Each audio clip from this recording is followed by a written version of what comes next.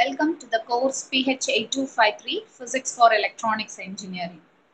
I am R. Swarnalakshmi, Assistant Professor in Physics, Government College of Engineering, Tanjavur. In this lecture, we will be dealing with Unit 3, Magnetic and Dielectric Properties of Material. In today's class, we will be dealing with the origin of magnetism in materials.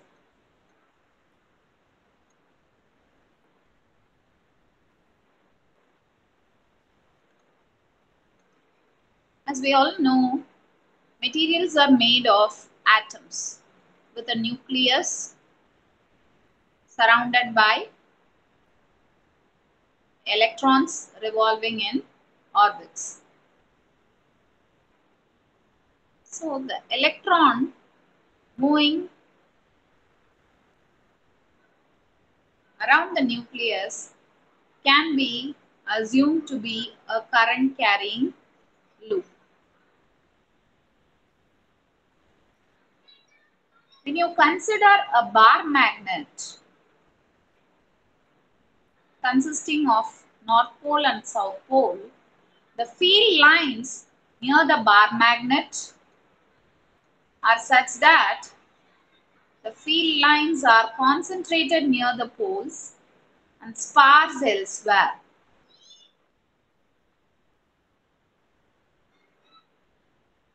The field lines start from the North Pole or emanate from the North Pole and end at the South Pole.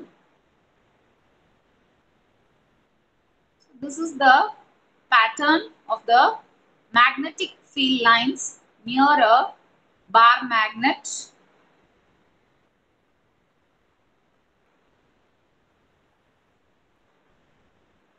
The North Pole and the South Pole.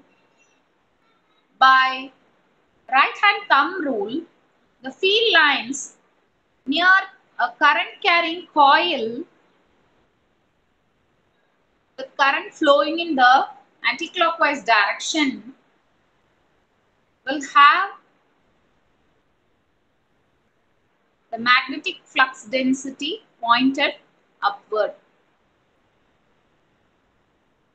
So the field lines will look like this.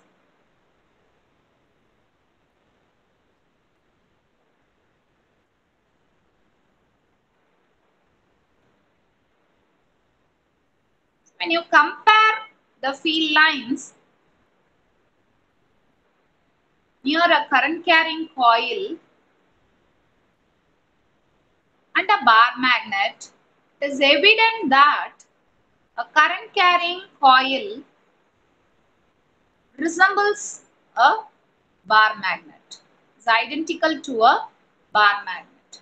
So a current carrying coil or an electron orbiting around the nucleus has a magnetic moment.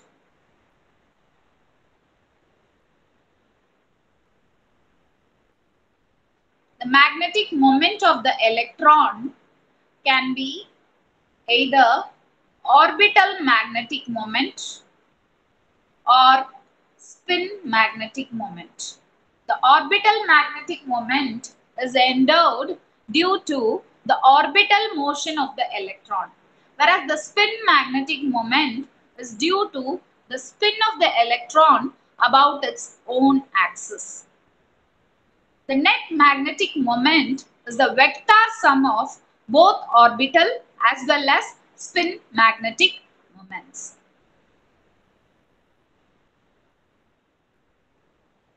So the magnetic property is intrinsic to all material. It depends on the value of the net magnetic moment due to the orbiting and spinning electrons within the atoms of the elements.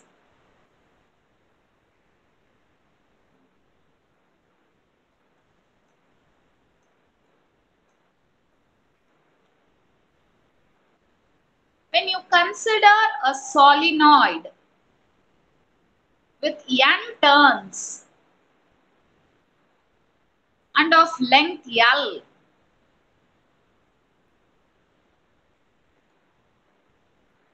with a current I flowing through it. There are n turns. The length of the solenoid is L. A current I is flowing through the solenoid.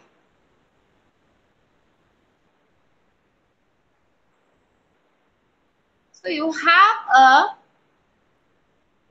magnetic field generated within the solenoid in this direction.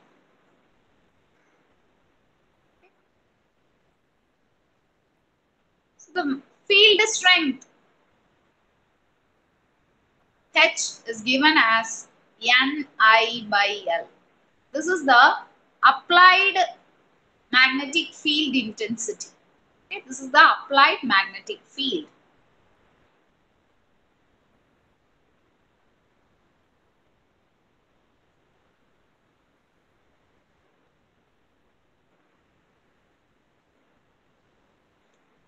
Whereas the induced field B naught is given by mu naught H. H being a vector, so B is also a vector.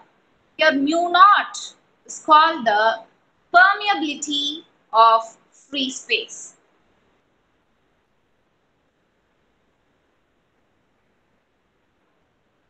or vacuum. Free space is vacuum and it is equal to 4 pi into 10 power minus 7 Weber per ampere per meter. The unit of magnetic field is ampere per meter because N is number of turns in the solenoid, I is the current in amperes and L is in meter. You have ampere per meter as the unit of magnetic field intensity. Whereas magnetic induction or magnetic flux density, so H is applied magnetic field, B naught is magnetic flux density or magnetic induction. It is induced due to the applied field. Its unit is Weber per meter square.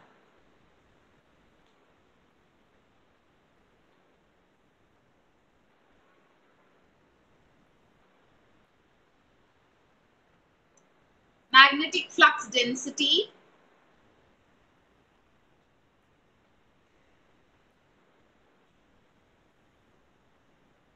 or magnetic induction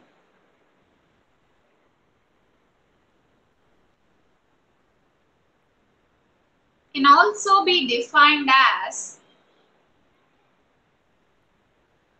the magnetic flux per unit area. By Gauss's law, integral B dot ds, surface integral of the magnetic flux density over a given surface area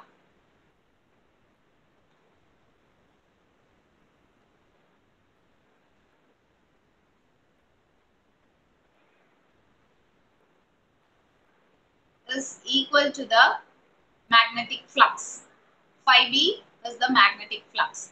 Whereas if you are integrating over a closed space, the number of lines emanating out of a closed space will be equal to the number entering it. So the closed integral of the magnetic induction over a closed surface is 0.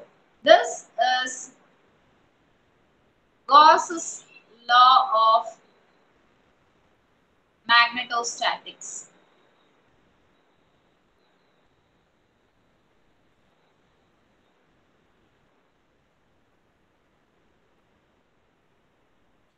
magnetic monopoles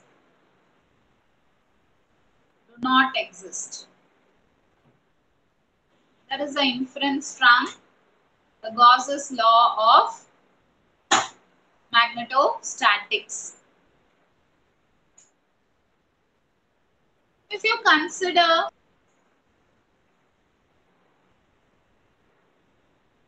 consider a solenoid of n turns carrying a current I and of length L,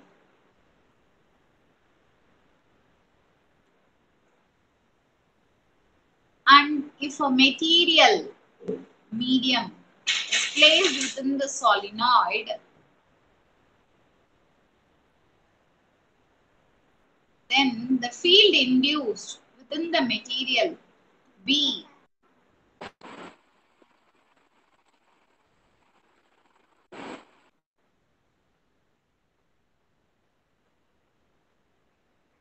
is given as mu H.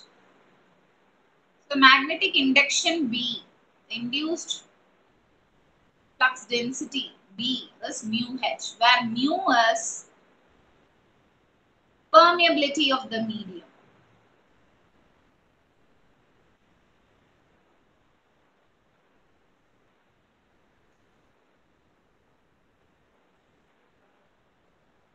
And mu will be equal to mu naught mu R, where mu R is called the relative permeability.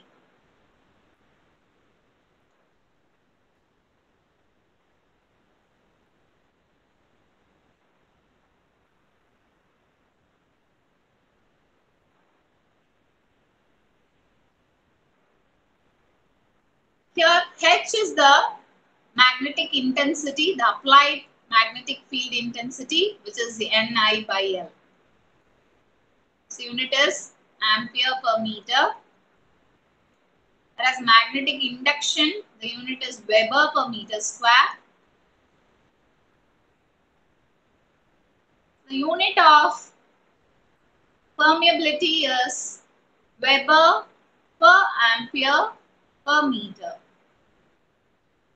Whereas mu R, which is a ratio of mu and mu naught, is a dimensionless constant.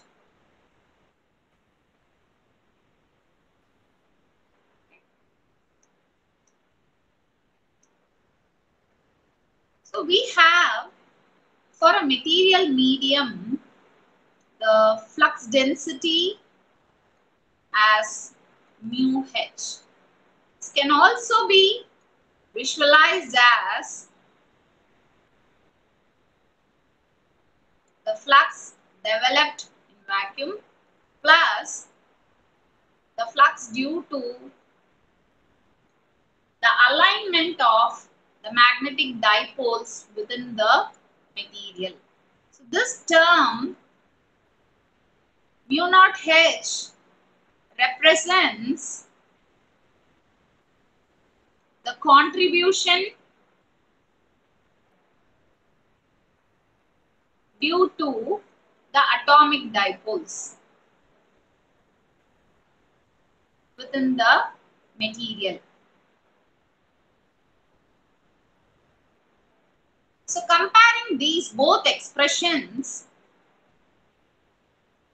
mu H equal to mu naught H plus mu naught M. Here M is magnetization.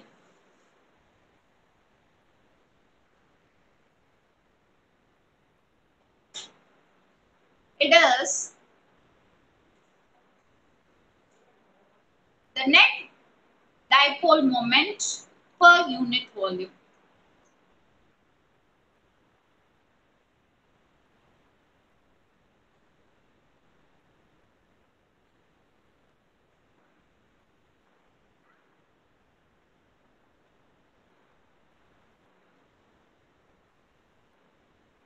Its unit is ampere per meter. From this expression, we have mu minus mu naught H equal to mu naught M. So M by H equal to mu R minus 1, which is written as chi. Chi is magnetic susceptibility.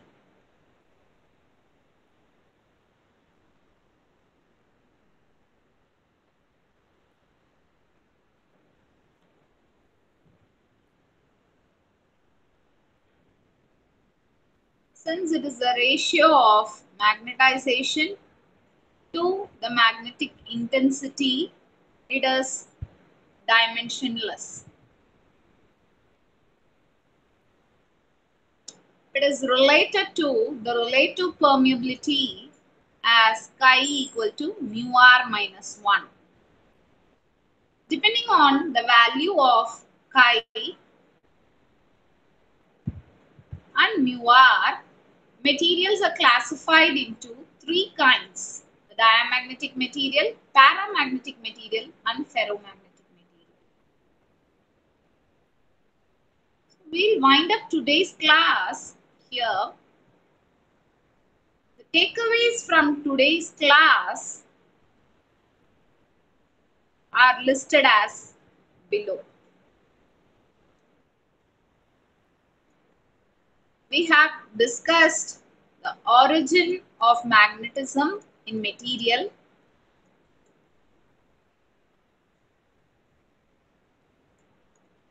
We have defined the basic concepts in magnetism, such as magnetic field,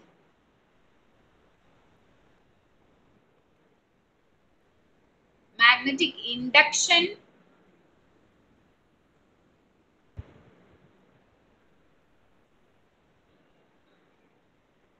permeability,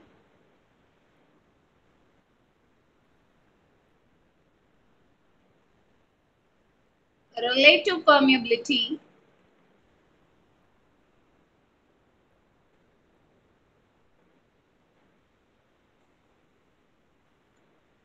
magnetization,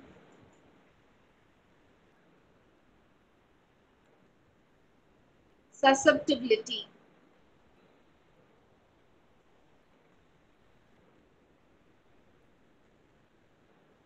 In the next class, we will define the different kinds of magnetism and discuss in detail about the different kinds of magnetic material. Thank you for now.